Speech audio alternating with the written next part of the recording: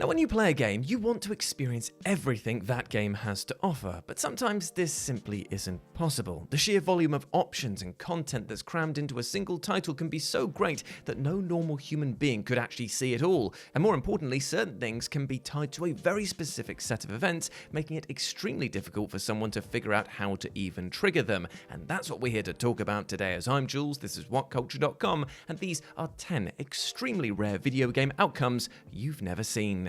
Number 10. Escape the android camp without Alice. Detroit Become Human.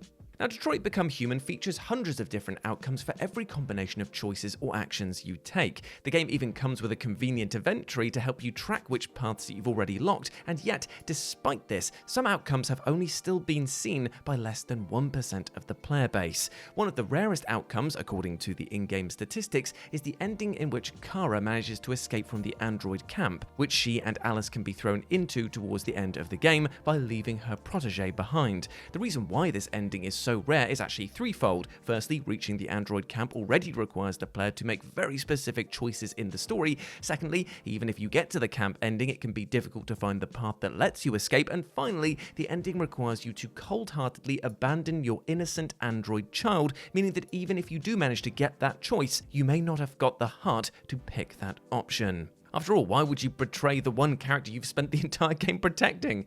Well, to get the rarest ending, I suppose. Number 9. The Ultimatum Ending. The Devil in Me.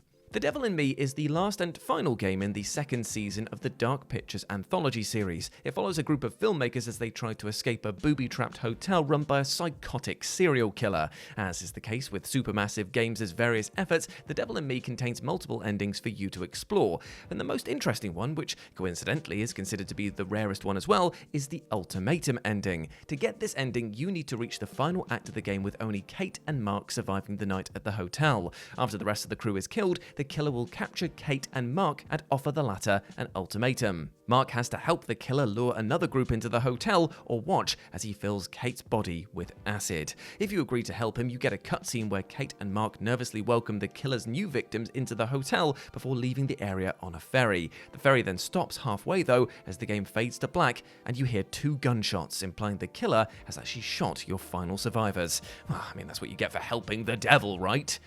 Number 8. Alternate Skellige Dialogue. The Witcher 3 Wild Hunt. Although The Witcher 3's open world gives you the freedom to explore it however you like, when it comes to its main storyline, most players would probably agree that it feels a lot more linear. Doing quests out of order definitely seems to be discouraged, but you can actually do it. And it even makes some rather interesting changes to the story. If you ignore the high-level cap of the main quest in Skellige, you may choose to skip pursuing the trial in Velen and travel to the islands to meet with Yennefer right away. This will cause the dialogue at the start of the Skellige questline to change in order to accommodate the fact that you just ignored Yennefer's request to snoop around no man's land. When you arrive on the main island, the sorceress will ask you why you have come to her so quickly, to which Big G will reply with his usual suaveness by telling her that he missed her too much. Some other dialogue options will also change, providing you with a brand new experience whilst traversing Skellige. So don't be afraid to switch things up a little. The only thing to fear are the, high-level Skellige enemies that will turn your low-level Witcher into a pulp. Wicked. Number 7. Trevor and Tonya's Dialogues. Grand Theft Auto 5. Grand Theft Auto 5's 3 main protagonists have quite the impressive amount of interaction with each other. Aside from doing story missions together, they can also hang out, run into each other on the streets, and call each other when something important happens in their lives. This interactivity even bleeds into the individual missions available to the 3 protagonists, as is best evidenced by Trevor's interactions with Tonya. Now, Tonya is Franklin's childhood friend who, early on in the story, forces him to fill in for her husband as a tow truck driver. Now, most people complete Tonya's missions as soon as they become available, way before Trevor comes into the picture, and then forget about her. However, if you wait to do them until you unlock Trevor, you'll discover that the girl will still hang around Franklin's home, and you can actually interact with her as Trevor. The two share quite a few lines between each other, where Tonya offers him a good time, and Trevor impolitely declines. Number 6. The Bazaar Massacre. Wasteland 3. Now, one of the missions in Wasteland 3, a 2020 isometric RPG, requires you to resolve a conflict between a criminal syndicate known as the Cartel and the Bazaar, a merchant group of ex-raiders who dresses up in Halloween masks and pretends to be monsters. Yeah, it's that kind of apocalypse setting. Now, the game wants you to make a decision to side with the Cartel to help them take over Bazaar's market by force, or help the monsters defend themselves from their attackers. Now, since the decision happens once you're deep into the storyline, you're likely to make your choice and stand with your preferred group right away, but if you decide to wait around without making the choice, the game will actually make it for you, leading to a rather unexpected outcome. You see, the mission has a secret third ending, where if neither side is picked for quite a while, the Cartel ambushes the Bazaar without your help, and both groups wipe each other out completely. The Bazaar becomes a bloody battlefield, and once you discover it after you step inside, you realise that everyone is dead and gone. Well, I guess you shouldn't have expected the game to wait for you forever, right? Number 3. Curing Nair, Baldur's Gate 3. Now, Nair is a drow elf cultist from Baldur's Gate 3 that players can rescue from being buried alive under a pile of rubble in Act 1 of the game. If the name rings any bells, you probably remember them as the annoying, self-important douche who rewards his heroes with barking orders and threats, which is also why most players dealt with the elf in two ways. They either gave him what he deserves by killing him, or if they're doing an evil playthrough, they save him for the sake of the absolute, and then they never meet with him again. However, there is a third outcome to Nair's tale that no one really knows about: rescuing Nair and then convincing him to leave the cult of the Absolute. The dialogue triggering this outcome only appears if you kill Nair's Durga, and then read his mind to convince him to release the enslaved gnomes. Nair will comment on your defiance, and this is where you can reveal that you don't actually work for the cult, prompting a persuasion check that allows you to use your artifact to free Nair's mind from the cult's control. The process of reaching this outcome is incredibly complex, which, combined with the fact that everyone wants to kill Nair the moment they meet him, makes it quite obvious why most players aren't even aware that this option to save him actually exists. Number 4. Blessed Be The Peacemaker's Secret Dialogue, Red Dead Redemption 2. Now, years after its release, the community of Red Dead Redemption 2 is still finding new secrets and hidden interactions that are scattered throughout the game. The rarest, as well as the most recent discovery within the community, is actually a special dialogue between Dutch and Arthur that can be triggered shortly after completing the mission, Blessed Be The Peacemakers. In the mission, Arthur is captured by the O'Driscolls as a result of Dutch walking right into their trap. After the mission, Dutch can attempt to speak with Arthur and, in a very un-Dutch manner, apologise for his obvious mistake, taking the blame for the accident and admitting his fault. Now, considering the typical mastermind attitude of Dutch, this exchange is a unique and rare moment of honesty from the gang leader, which feels even more extraordinary once you realise that most people have never heard it and no one is actually quite sure how to trigger it. In fact, even if you played through the entire game several times, chances are that you never knew this even existed.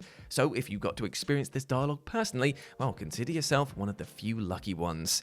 Number 3. Unique phone calls, Grand Theft Auto 4. Although these days most people praise Red Dead Redemption 2 for being Rockstar's most detailed video game, back in 2008, Grand Theft Auto 4 implemented just as many incredibly innovative and immersive features. It's just that most people haven't actually experienced them. One of the most overlooked features of GTA 4 is the phone that Nico receives when he moves to America. Contrary to what a lot of players believe, the phone can be used for more than just receiving an invitation to bowling with your bloody cousin Roman. It can actually be used to make phone calls, and if you call different people after specific missions, you'll be surprised to discover that this action usually comes with a special outcome. Pretty much every mission in the game features secret phone conversations that Nico can have before and after the mission, by calling his friends and employers. Each phone call provides you with more context about the mission and helps you connect with Nico as he tries to find a place for himself in the rather chaotic world of Liberty City. And the best of these, weirdly enough, involve Roman, as the dialogue between the two cousins is full of emotional depth and drama. See, he's so much more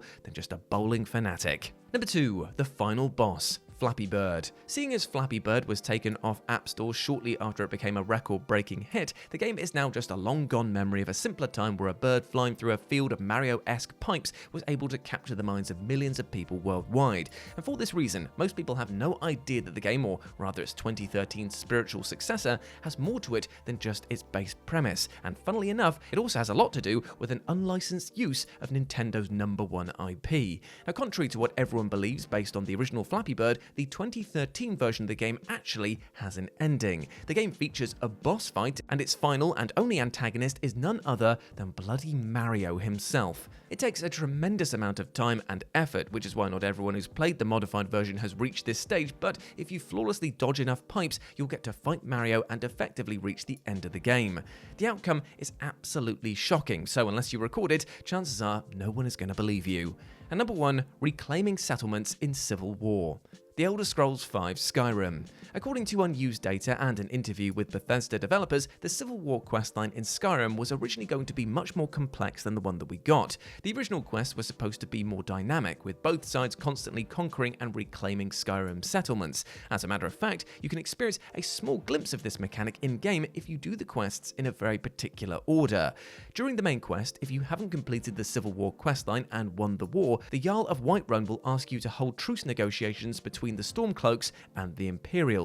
During these negotiations, you get to trade Skyrim settlements between the two factions, which in turn allows you to reclaim them for the faction of your choice once you decide to join the war. In fact, if you've managed to claim some provinces for one faction prior to the summit, you'll get to make additional choices in the negotiations, with more cities and villages that you can trade between the two sides. Of course, trading cities only to fight for them again doesn't seem strategically sound, but it is sure a fun and unorthodox way of finishing the Civil War quests.